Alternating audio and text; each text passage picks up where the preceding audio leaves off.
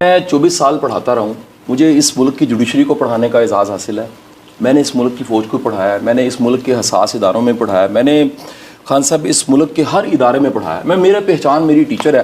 اور میں نے آتے ہی آپ کو بتایا کہ جو کتاب میں نے آپ کو پریزنٹ کی ہے وہ خوشبو مدینہ شریف میں روضہ رسول پہ لگی ہوتی ہے, میرے کفن پہ لگی اور اس کتاب پہ میں نے لگا دی ہے.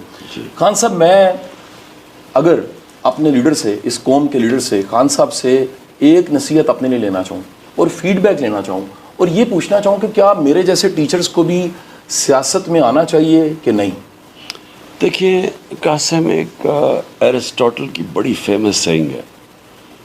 اس نے کہا کہ اگر ایک معاشرے میں ظلم ہوگا نا تو ہر شہری سیاست میں آئے گا ظلم کا مقابلہ کرنے کے لیے, سوائے دو طبقے. ایک جو خود غرض ہے, جو خوشحال ہے, جو اس کی اپنی فیکٹریاں چل رہی ہیں, دکان چل رہی ہے, وہ کہے گا جی میں تو خوش ہوں, میں کیوں ظلم کے خلاف کھڑا ہوں. اور دوسرا جو بزدل ہے, جو جس طرح میں ہمیشہ مثال دیتا ہوں کہ کوفہ کے لوگوں کو پتہ تھا کہ حضرت امام حسین رائے حق پہ کھڑے ہیں, لیکن یزید کے ظلم کے خوف کی وجہ سے انہوں نے ان کی مدد نہیں کی. تو یہ دو چیزیں ہیں جو کہ یہ جو ہر شہری کو مجھے آ جانا چاہیے خان صاحب, ہر ایک کو. دیکھیں دو, آپ سیاست کی میں ذرا آپ کے سامنے قاسم بات کر دوں. سارے اللہ کے پیغمبر سیاستدان تھے, صحیح جی, سارے رائے حق پہ تھے, حدیثیں سب نے سٹینڈ لیا تھا. لیکن خان صاحب میں مشکل سوال کرنے لیکن یہ نواز شریف اور زرداری بھی سیاستدان ہیں. تو اگر جب آپ رائے حق کے لیے کرتے ہیں تو وہ عبادت بن جاتی ہے. صحیح سر. خان صاحب میرا پہلا سوال یہ ہے کہ دنیا میں سب سے زیادہ لیڈرشپ پہ کام کیے جان سی میکسویل, 51 بکس ہیں اس کی, وہ لیڈرشپ کی ایک ڈیفینیشن بتاتا ہے اور وہ ڈیفینیشن دنیا میں مانی جاتی ہے, بڑے بڑے اداروں میں پڑھائی جاتی ہے. آپ کی لیڈرشپ کی ڈیفینیشن کیا, لیڈر کون ہوتا؟ دیکھیں جو اس پہ چلے جانا کہ کس لیڈر نے اچیو دنیا میں سب سے زیادہ کیا, اور وہ ہے ہمارے نبی صلی اللہ علیہ وسلم. کہ آپ چاہے کوئی اچیومنٹ دیکھ لیں, مسلمان ہو یا نہ ہو, اس لیڈر نے وہ اچیو کیا جو دنیا میں کسی لیڈر نے کیا نہیں. تو سب سے پہلے جو لیڈر ہوتا ہے نا, جو انہوں نے کیا, جو بھی ان کے ارد گرد تھے لیڈر بن گئے. تو انہوں نے انسانوں کو لیڈرز بنا دیا. میں وہ مولانا رومی کی جو ایک سینگ ہے کہ جب اللہ نے آپ کو پر دیے تو کیوں آپ چونٹیوں کی طرح رینگتے ہیں. تو جو ہم رینگتے ہیں دنیاوی مسائلوں میں پڑھ کے, انہوں نے ان کو ویژن بڑی کر دی اور انسان کو وہی اشرف المخلوقات بنا دیا جو اللہ نے ہمیں پوٹینشیل دیا, لیڈرز بنا دیا.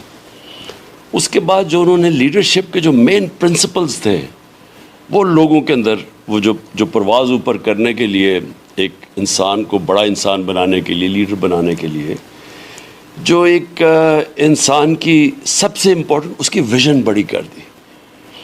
آپ اتنے ہی بڑے ہیں جتنی آپ کی سوچ ہے, جتنی آپ کی خواب ہے.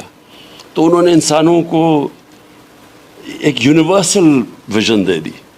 وہ چھوٹے سے آپس میں قبیلوں کے لڑنے والے جو لوگ تھے ان کو یونائٹ کر کے دنیا کی امامت کروا دی, کو ویژن بڑی کر دی, ایک انٹرنیشنل ایک یونیورسل ویژن کر دی. نمبر 1 ویژن تھی. نمبر 2 انہوں نے خوف دور کر دیے.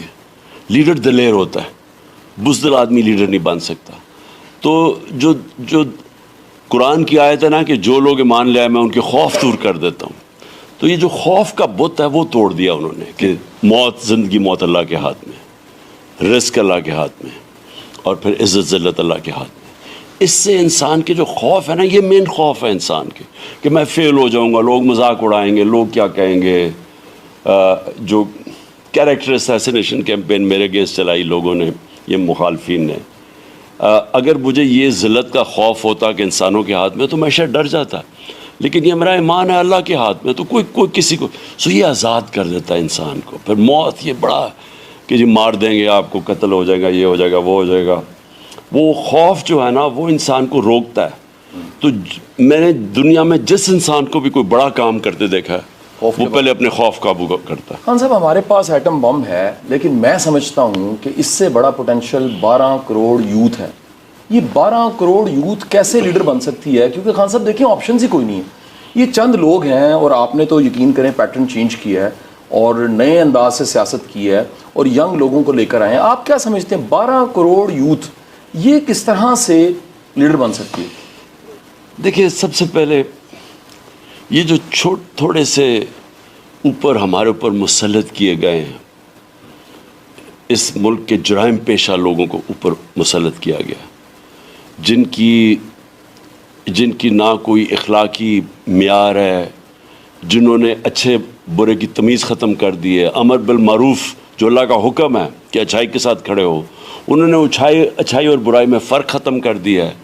وہ آ کے لیڈر بنے ہوئے ہیں، چوری کرتے ہیں، ان کے اوپر پھول پھینکتے ہیں، بہت نقصان پہنچایا. تو یوتھ کو جو سب سے بڑی چیز ہے ایک اسلامی معاشرے میں کہ اللہ کا حکم ہے کہ اچھائی کے ساتھ کھڑے ہو.